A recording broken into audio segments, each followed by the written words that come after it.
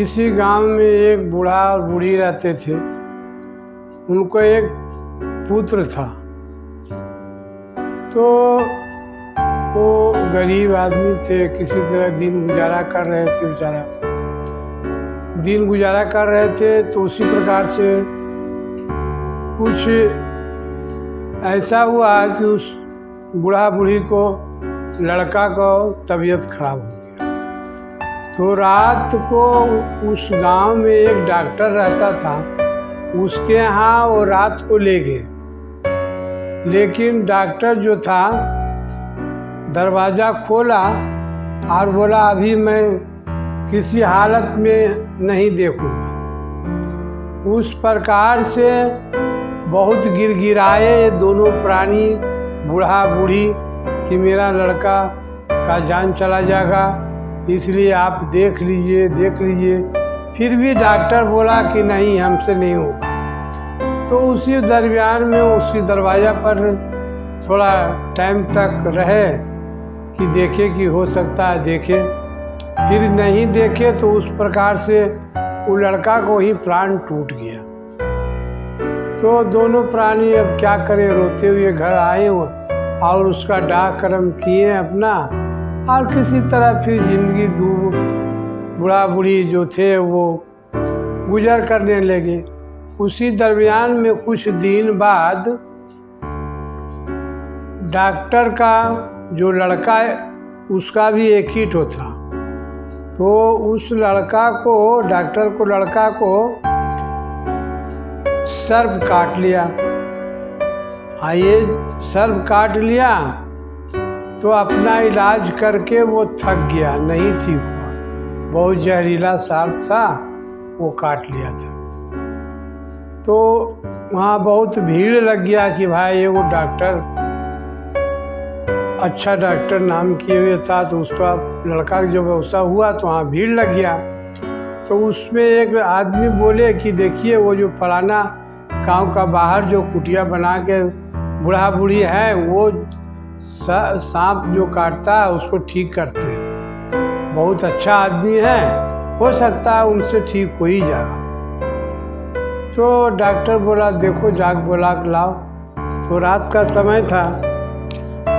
तो वो आदमी गया और उसका दरवाज़ा खटखटाया। तो बूढ़ी उठे।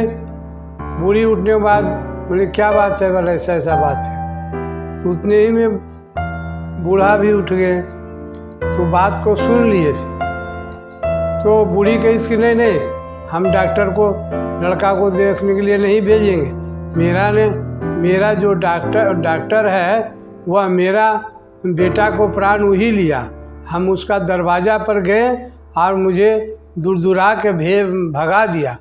उसी दरमियान में मेरा लड़का का प्राण टूट गया वहीं पर। आवाज़ हमको यहाँ आया, उसका लड़का को हम कहाँ बचाएंगे। तो बूढ़ी उतना कहा कर सो गई। तो बूढ़ा को नहीं रहा गया बेचारा, वो तो सपेरा था।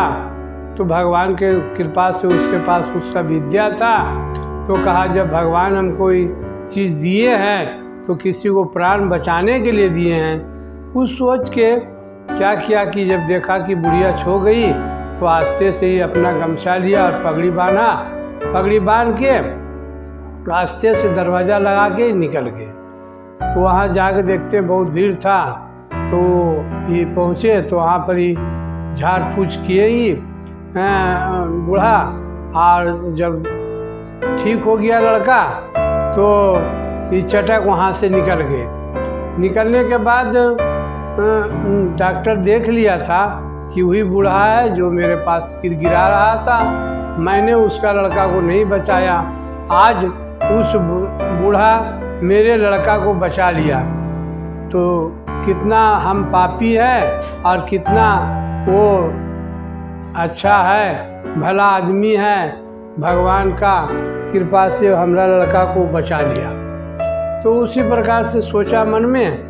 और सुबह हुआ तो बूढ़ा को घर गया डॉक्टरनी, और उससे माफ़ी मांगा कि आप तो धन आदमी हैं, हम एक पापी आदमी हैं जो कि आपका लड़का को इलाज नहीं किए, तो आपका लड़का गुजर गया। हो सकता है इलाज करते तो आपका लड़का बच जाता।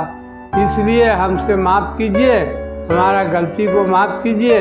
आप धन्य आदमी हैं। आपका कोई भी ज़रूरत पड़ेगा तो हमको याद कीजिएगा, हम आपका सहयोग करेंगे, क्योंकि आपका आभारित हम हैं। इस कहानी से ऐसा होता है कि देखिए डॉक्टर को कितना अभिमान था। इसलिए मनुष्य को चाहिए कि वक्त किसका कब आता है उस लेके आदमी को भलाई करना चाहिए। यदि डॉक्टर उसका लड़का को देखता तो हो सकता उसका लड़का नहीं मरता। और एक समय ऐसा आया कि डॉक्टर को उसके पास गिरने पड़ा। इसलिए मनुष्य को विद्या धन पाकर कभी घमंड नहीं करना चाहिए। इसको पढ़ के सुनिएगा, इसको सुनने से यही ज्ञान होगा कि मनुष्य को धन और विद्या को दूसरे को उपकार करना चाहिए, क्योंकि घमंड नहीं करना चाहिए इस चीज़ पर। यदि घमंड नहीं करता डॉक्टर, उसका उपकार करता, तो पर दिन उसका समय आया तो बूढ़ा उसका काम में आया। वो तो घमंड नहीं किया, लेकिन ये अपने घमंड में रह गया, फिर उसका पैर पर गिरने पड़ा। इसलिए समय को देखकर आदमी को चलना चाहिए। समय कब किसका नॉर्मल आएगा, कब किसका ऊपर जाएगा नीचे आएगा, कोई नहीं जानता। इसलिए मनुष्य को बहुत सोच समझ